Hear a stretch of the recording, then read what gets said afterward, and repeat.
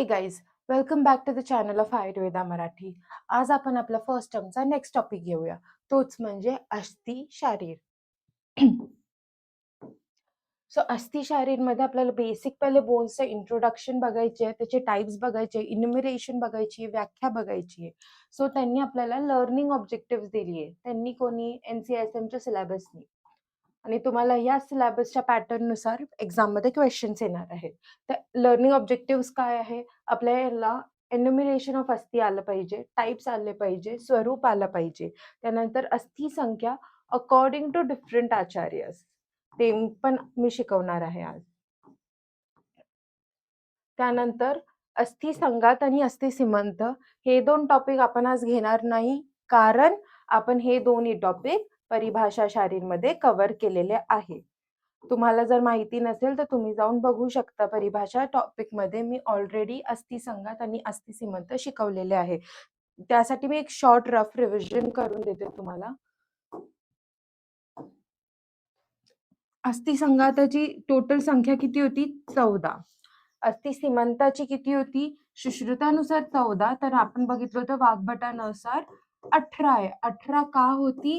तर नॉर्मली 13 तर अस्थि संघात प्लस शीर मध्ये त्यांनी किती सांगितले होते? 5 सीमंत सांगितले होते, म्हणून आपण ते टोटल 18 घेतली होती आचार्य वाग्भटानुसार. आणि हे पण सुश्रुतानुसार. सो हे मी तुम्हाला तिथे ऑलरेडी शिकवलेले, डिटेल मध्ये घेतले, त्याचे इन्युमरेशन्स घेतलेत, परत त्याची अप्लाइड ऍस्पेक्ट घेतलेत, परत त्याचे लोकेशन, संख्या, व्याख्या सगळं घेतलेलं आहे. तर तुम्हाला जर हे रिवाइज करायचं असेल तर प्लीज परिभाषा शारीरचा जाऊन व्हिडिओ बघा. त्यानंतर आपण अस्थि परिचय स्टार्ट करूया. आता सगळ्यात पहिले अस्थि म्हणजे काय, तुमचा हा डाऊट आज क्लिअर होईल. अस्थि म्हणजे बोन. आपले नॉर्मल जे बोन्स असतात त्यालाच आपण आयुर्वेदिक टर्म्स मध्ये अस्थि असं म्हणतो. इझी आहे. त्यानंतर आता अस्थिचा परिचय म्हणजे काय, तर अस्थि जे असते ना, ही सगळ्यात लॉंगेस्ट थिंग आहे आपल्या बॉडीमध्ये जे एक्झिस्ट करते.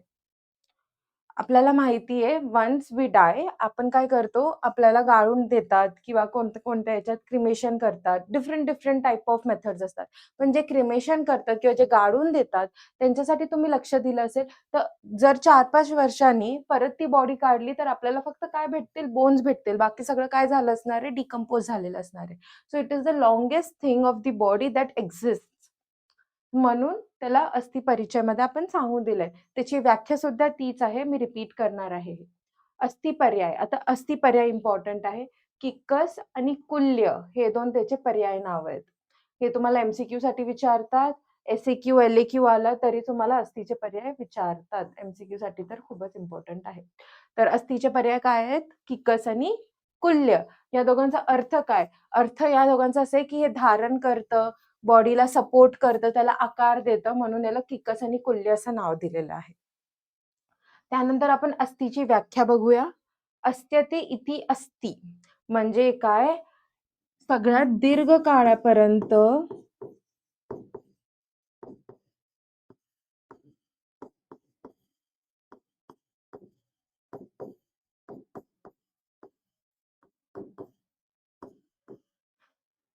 जे अवयव टिकून राहतात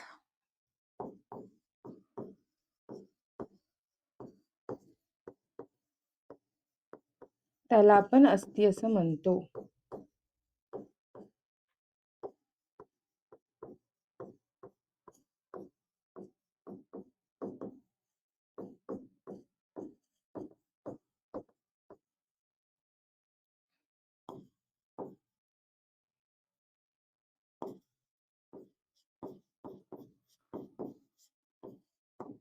ही तुमची व्याख्या असणार आहे. आता किक्कस कुल्य अस्थिच हे सुद्धा एक श्लोक आहे. तुम्हाला जमलं तर पाठ करा, नसेल जमत तर किक्कस आणि कुल्य तरी नाव आठवून ठेवा. त्यानंतर अस्थीची व्याख्या तर सोपीच आहे. अस्यते इति अस्ति. यात तुम्हाला पाठ करण्यासारखं काहीच नाहीये. हे जर पाठ झालं तर तुम्हाला हे एक्सप्लेनेशन सुद्धा लिहायचं आहे. तुम्हाला नोट्स जेव्हा प्रोव्हाइड होतील त्यात तर तुम्हाला हे समजेलच, पण आता जे लेक्चर्स मध्ये मी सांगते त्यावर सुद्धा तुम्ही लक्ष द्या. त्यानंतर आपल्याला अस्थीचे स्वरूप बघायचे. आता हे खूप महत्वाचं टॉपिक आहे. हे आपण थोडं डिटेल मध्ये बघूया. सगळ्यात आधी काय उत्पत्ती. आता उत्पत्ती त्याची कशापासून आहे? मेदापासून. तुम्हाला सगळ्यांना क्रियामध्ये मला माहिती नाही शिकवलंय की नाही, पण एक न्याय असतो. 3 न्याय असतात खरं तर. केदार कुल्य न्याय, खले कपोत न्याय आणि क्षीरदधी न्याय. या न्यायांनुसार त्यांनी धातूचा उत्पत्ती क्रम आपल्याला सांगितलेला आहे. जसं रस पासून रक्ताची उत्पत्ती, रक्त पासून मांस, मांस पासून मेद आणि मेद पासून अस्थी. तसंच पुढे मज्जा आणि शुक्र.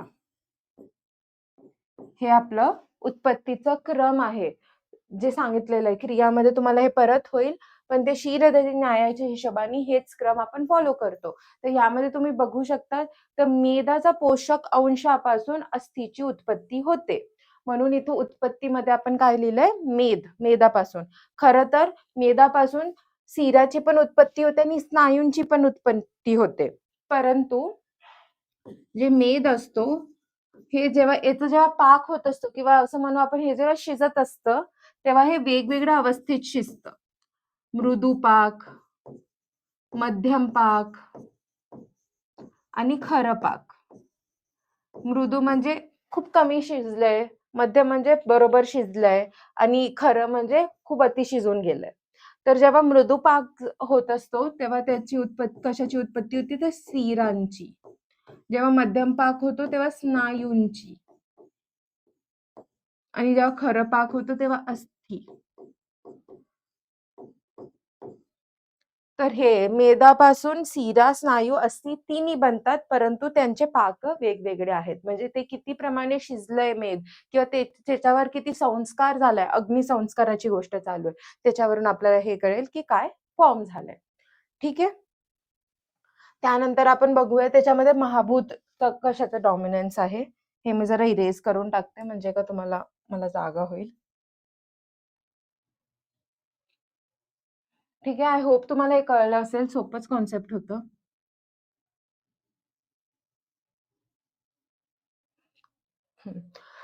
ठीक आहे. नेक्स्ट क्वेश्चन आपलं काय होतं की महाभूत कशाचं आहे? पृथ्वी महाभूतचा अधिक्य आहे. नाव आता देयर इज अ डिफरन्स. आपण काय बोललो होतो की सर्व द्रव्यम पंचभौतिकम अस्मिन अर्थे. या श्लोकाचा अर्थ काय? की सर्व द्रव्य कशी आहेत? तर पंचभूतात्मक आहे. जर सर्व द्रव्य पंचभूतात्मक आहे तर यामध्ये फक्त पृथ्वी महाभूत असणार का?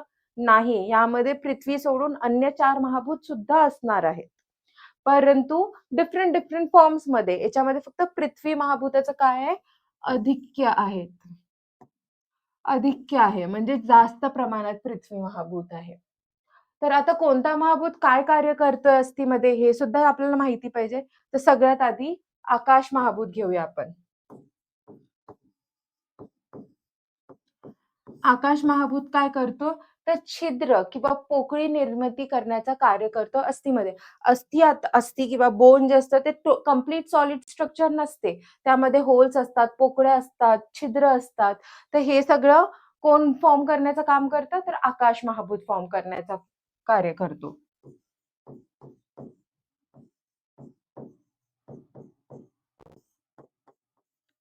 यालाच आपण मॉडर्न मध्ये बघायचं म्हटलं किंवा आपल्या लेमॅन लँग्वेज मध्ये बघायचं म्हटलं तर त्याला आपण काय म्हणू? तर कॅव्हिटी. बरोबर. त्यानंतर आपण वायू बघूया. वायू काय करणार? तर अस्थीची वृद्धीचं कार्य करणार. वृद्धी म्हणजे काय? तर ग्रोथ किंवा ऑसिफिकेशनचं कार्य करणार.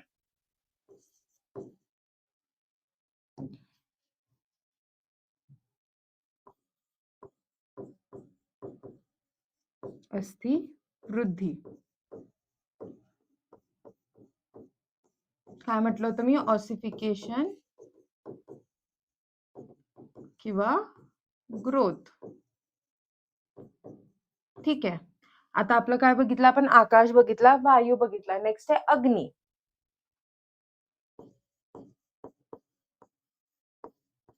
तर अग्नी आणि अस्थिचं तुम्हाला काही रिलेशन कळतच नसेल. पण अग्नी काय करते? तर रक्तमयता. आता हा वर्ड पण तुमच्यासाठी नवीन आहे. रक्तमयता म्हणजे काय? तर तुम्ही हॅव्हर्जियन सिस्टम इन बोन्स ऐकलं असेल. सगळ्यांनीच ऐकलं असेल. 12th सगळ्यांनी केलेलीच आहे आणि तुम्ही तर जस्ट आले. तुम्हाला माहितीच पाहिजे. बोन्समध्ये एक हॅव्हर्जियन सिस्टम नावाचा किंवा हॅव्हर्जियन कनाल सिस्टम नावाचा एक प्रकार असतो. तर ते ते आपले सॉरी अग्निमहाभूत फॉर्म करते.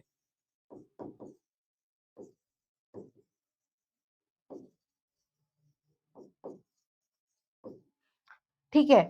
त्यानंतर आहे आपला जलमहाभूत. जलमहाभूत काय करते? फ्लेक्सिबिलिटी किंवा लवचिकता आणण्याचं काम करते मध्ये.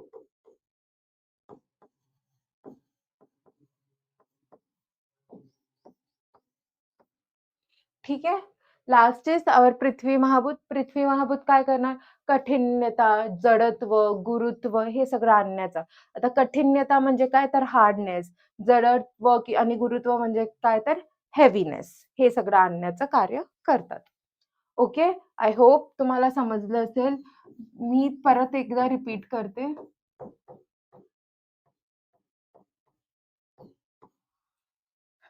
की सर्व द्रव्यम पंचभौतिकम अस्मिन् अर्थे. या श्लोकाचा अर्थ काय? तर सर्व द्रव्य हे पंचमहाभूतापासून बनलेले असतात. मग अस्थिमध्ये फक्त पृथ्वी महाभूत असणार आहे का? तर नाही.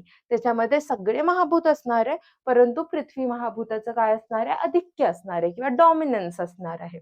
तर आकाश महाभूत काय करतो? तो पोकळी किंवा छिद्र बनवण्याचे कार्य करतो. वायू काय करतो? तर अस्थिची वृद्धीचं कार्य करतो. अग्नी रक्तमयताचं काम करतो. जल लवचिकता आणण्याचं काम करतो. पृथ्वी जडत्व, गुरुत्व आणण्याचं काम करते. तर असे त्याचं डिस्ट्रिब्युशन आहे आपल्याला. त्यानंतर आपण बघूया भाव. भाव, पितृज भाव. आता भाव म्हणजे काय? हा पण एक छान कन्सेप्ट आहे.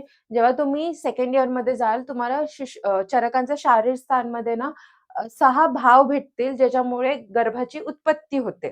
ते 6 भाव कोणते? तर मातृज, पितृज,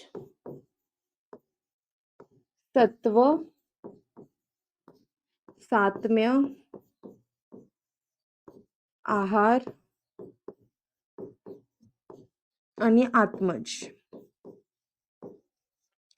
आता तुम्हाला या सगळ्यांचे नावं माहिती असणं गरजेचे नाहीये. तुम्हाला पाठ करणं गरजेचं नाही. मी तुम्हाला फक्त कन्सेप्ट एक्सप्लेन करते.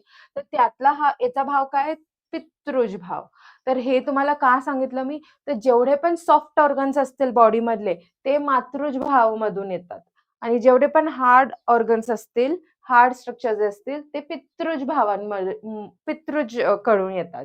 तर मातृजमध्ये एक्झाम्पल काय लिहिणार आपण? आपलं स्टमक म्हणजे आता त्याला आयुर्वेदिक नाममध्ये तुम्हाला ग्रहणी लिहावं लागेल. परत तुम्हाला आमाशय लिहावं लागेल, पक्वाशय लिहावं लागेल, हृदय लिहावं लागेल, फुफ्फुस लिहावं लागेल. आणि पितृजमध्ये काय तर दंत, नख, अस्थी, केश, लोम, नख, श्मश्रू, बियर्ड. ठीक आहे. तर हे सगळे काय असणार? पितृजव्य असणार किंवा पितृज भावात्मक असणार. त्यानंतर रूप. रूप याचा कठीण असतो. कठीण म्हणजे हार्ड, स्थूल म्हणजे मोठे. त्यानंतर स्थिर म्हणजे स्टेबल असतात. ऑफकोर्स अस्थी स्टेबल असतात. मूर्तिमान म्हणजे याला एक सॉलिड मास असतो. गुरु आणि खरं. गुरु म्हणजे हेवी आणि खरं म्हणजे रफ असतात. अस्थी किंवा बोनला जर तुम्ही हात लावला असेल तर तुम्हाला ती गोष्ट जाणवेल. त्यानंतर आपल्याला सार बघायचंय. सार, मज्जासार. आता सार म्हणजे काय? तर अस्थिचा सार कोण आहे? मज्जा. अस्थिपासून कशाची उत्पत्ती होणार पुढे जाऊन? तर मज्जा. मी इथे सिक्वेन्स लिहिला होता जर तुम्हाला आठवत असेल तर. रस, रक्त, मांस, मेद, अस्थि, मज्जा. अस्थिपासून कशाची उत्पत्ती होईल? मज्जाची. आणि मेदापासून कशाची उत्पत्ती होईल? तर अस्थीची. ठीक आहे. एवढ्या याच्यात एवढंच आहे. त्यानंतर परत स्त्रोतस. आता स्त्रोतस कशात कोणता असणार आहे अस्थिचा? ऑफकोर्स अस्थिवह स्त्रोतस असणार आहे. हे आपल्याला माहिती आहे. चरकांनी 13 स्त्रोतस सांगितले, त्यातला एक अस्थिवह स्त्रोतस पण आहे. आता अस्थिवह स्त्रोतसाचे मूलस्थान कोणते? मी श्लोक लिहिते इथं चरकांचा. अस्थिवहानां स्त्रोतसां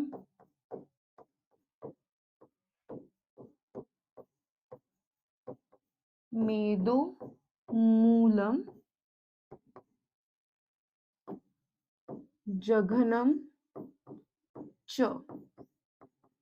अस्थिवाहनम स्रोतसाम मेदो मूलम जगनम च. याचा अर्थ काय? तर अस्थिव स्रोतसाचे मूलस्थान काय? मेद आणि जघन. मेद तर का? कारण मेदापासूनच अस्थिची उत्पत्ती होते. आणि जघन का? तर जघन म्हणजे असते आपला पेल्विक गर्डल. जे आपलं आता मी तुम्हाला एक्सप्लेन कसं करणार आहे. पेल्विक गर्डल जे आपलं बटक्सचं जरा वरचं रिजन असते. ओके. आणि आपलं लंबार रिजन पेक्षा थोडं खालचं रिजन असते. ते बिटवीनचे जे गर्डल असते त्याला आपण म्हणतो आपलं पेल्विक गर्डल. आता त्या पेल्विक गर्डल मध्ये ना तो सगळ्यात पहिले तर खूप मोठा बोन असतो. त्याच्यामुळे त्याला आपला अस्थिव स्रोतसाचे मूलस्थान सांगितलं. सेकंड त्याच्यामध्ये मेद पण भरपूर असतो. आणि काही आचार्यांमध्ये तो बोन सगळ्यात पहिले सुद्धा फॉर्म झालेला आहे. पण मॉडर्न असं एक्सेप्ट करत नाही. म्हणून मॉडर्न नुसार first bone to form is okay. हा तुमचा टार्गेट असणार आहे. आज सगळ्यांनी शोधून ठेवायचं which is the first bone formed according to modern. Okay. ठीक आहे. त्यानंतर आपण बघूयात. मी तुम्हाला जेव्हा तो बोन शिकवेल त्यावेळेस मी तुम्हाला ते मेन्शन करणार आहे. पण आज सगळ्यांनी तरी शोधून ठेवायचं आहे. It's a very important and MCQ. Okay. तर हे अस्थिवाहनम स्रोतसम मेदो मूलम जघनम च. ठीक आहे. त्यानंतर आहे दोष. दोषमध्ये तुम्हाला आय स्टील डोंट नो एक कॉन्सेप्ट असतो आश्रयी भाव. हा पण तुम्हाला क्रियामध्ये शिकवला जाणार आहे आणि याच्यामध्ये पण असणार आहे तुम्हाला अष्टांग हृदयचा 11वा अध्याय. तर आश्रयी भाव एक कॉन्सेप्ट असते ज्याच्यामध्ये ना आपले जे 3 दोष आहेत वात, पित्त आणि कफ त्याच्यामध्ये कोणते धातू किंवा मल समावेश करतात हे आपल्याला सांगतात ते. आता तसंच आता आपण सगळ्यात पहिले वातमध्ये बघू. आपले हे तर 3 दोष झाले. आपले 7 धातू कोणते? रस, रक्त, मांस, मेद, अस्थि, मज्जा, शुक्र. आता आपण हे मेन्शन लिहूया की कोणते कशामध्ये येतात. तर रस कफमध्ये असतो, रक्त पित्तामध्ये असतो, मांस कफ, मेद पण कफ, अस्थि वातमध्ये असतो, मज्जा आणि हे शुक्र पण कफमध्ये. आणि आता उरलेले काय? तर 3 मल. तर 3 मल कोणकोणते आहेत? मूत्र, पुरेश आणि स्वेद. तर पित्तमध्ये असतात आपला मूत्र आणि स्वेद आणि जे पुरुष असतो तो असतो कफमध्ये. ठीक आहे. हे आपले डिस्ट्रीब्युशन असतात आश्रयी भावशी रिलेटेड. आता याच्यात काय लॉजिक आहे? जर पित्तची वृद्धी झाली तर रक्त, मूत्र आणि स्वेदची पण वृद्धीच होणार आहे. आणि जर याचा क्षय झाला तर ह्या तिघांचा पण क्षय होईल. तसंच कफामध्ये जर कफाची वृद्धी झाली तर रस, मांस, मेद, मज्जा, शुक्र आणि पुरेशचे पण काय होईल? वृद्धी होईल. आणि कफाचा क्षय तर ह्या सगळ्यांचा पण काय होणार आहे? क्षय होणार. परंतु वाताच्या केसमध्ये उलट आहे. जर वाताची वृद्धी झाली तर अस्थींचा क्षय होईल आणि जर वाताचा क्षय झाला तर अस्थींची वृद्धी होते. ह्या दोघांमध्ये जरी आश्रय संबंध असला तरी तो इन्व्हर्सली प्रपोर्शनल आहे. ही गोष्ट खूप महत्वाची आहे, खूप लक्षात ठेवायची आहे.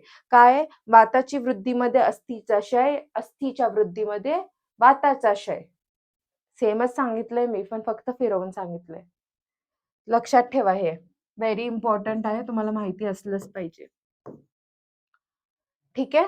मग ह्यामध्ये दोष प्रधान काय आहे? तर वात दोषशी त्याचा संबंध आहे. त्यानंतर उपधातू आणि मल तर तुम्हाला पाठ करावे लागतील. क्रियामध्ये पण असणार आहे तेव्हा पण तुम्हाला पाठ करावेच लागतील.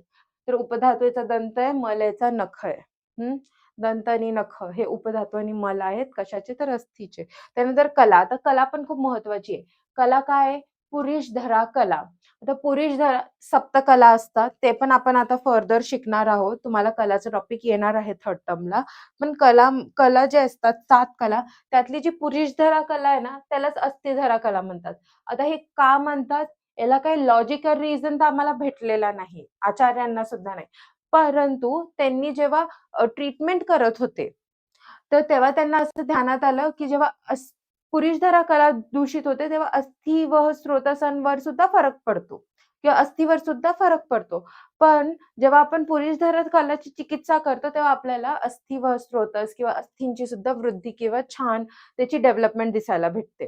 हे त्यांनी आपलं क्लिनिकल पॉइंट ऑफ व्ह्यूनी प्रूव्ह केलेलं आहे. म्हणून त्यांनी काय सांगितलंय, पुरीषधरा कलाच ही काय आहे, अस्थिधरा कला आहे. त्यानंतर अस्थींचे कार्य, आपण महत्वाचे कार्य बघूया अस्थीचे. शरीराचे धारण करतो, शरीराला आकार देतो. शरीराचे धारण म्हणजे शरीर धरून ठेवतो. इथे-तिथं जर जॉइंट्सच नसले असते तर आपले तर असे सेपरेट लिम्स हालत असले असते ना, पण तसं होतं का? तसं होत नाही. तर काय करतं, अस्थी शरीराला धारण करतो. परत आकार देतो. जर आपला बोन्स याने आपल्याला सिस्टमॅटिक आकार नसता दिला, तर आपला फेस असा नॉर्मल दिसतं. आपण एक एक्झाम्पल नाकाचाच घेऊ. जर नाकाचा बोन प्रॉपरली बनलाच नसता, तर आपल्याला नाक राहिली असती का? नसती राहिली ना. Simple logic. तर तो आकार देतो. कोष्ठंगाची रक्षा. तर कोष्ठंग म्हणजे काय? तर इंटरनल ऑर्गन्स बेसिकली. आपले स्टमक, हार्ट. परत मज्जाचं धारण करतो, कारण की मज्जा कशाच्या अंदर असते? तर अस्थीच्या अंदर असते. मज्जा म्हणजे काय? तर बोन मॅरो.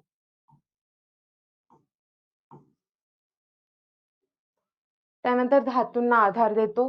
बाकी इतर जे धातू असतात, फॉर एक्झाम्पल मांस, सिरा स्नायू म्हणा, काही पण म्हणा, हे सगळे कशाला चिटकून असतात? अस्थीवरच असतात ना. जर अस्थीलाच प्रॉपर शेप आणि हे नसलं असते, धारण करण्याची शक्यता नसली असते, तर हे बाकीचे धातू कुठे गेले असते ना? म्हणून ते धातूंना आधार देतो. संधीची निर्मिती करतो. संधी म्हणजे काय? तर जॉइंट्स. 2 अस्थी मिळूनच संधी बनतात. आणि लास्टली कॅल्शियमचं स्टोरेज करतात. ओके. तर याच्यानंतर आपल्या अस्थीचे प्रकार स्टार्ट होतायत.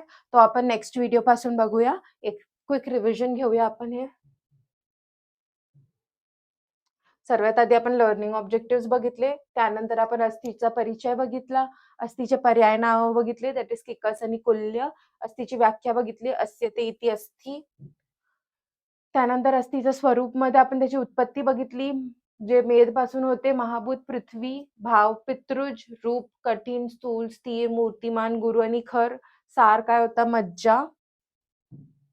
त्यानंतर स्रोतस होता अस्थिवर स्रोतस, मूलस्थान मेद आणि जगन, दोष होता वात, उपधातू होता दंत, मल होता नख, कला होती पुरीषधरा किंवा त्यालाच आपण काय म्हणू? अस्थिधरा कला.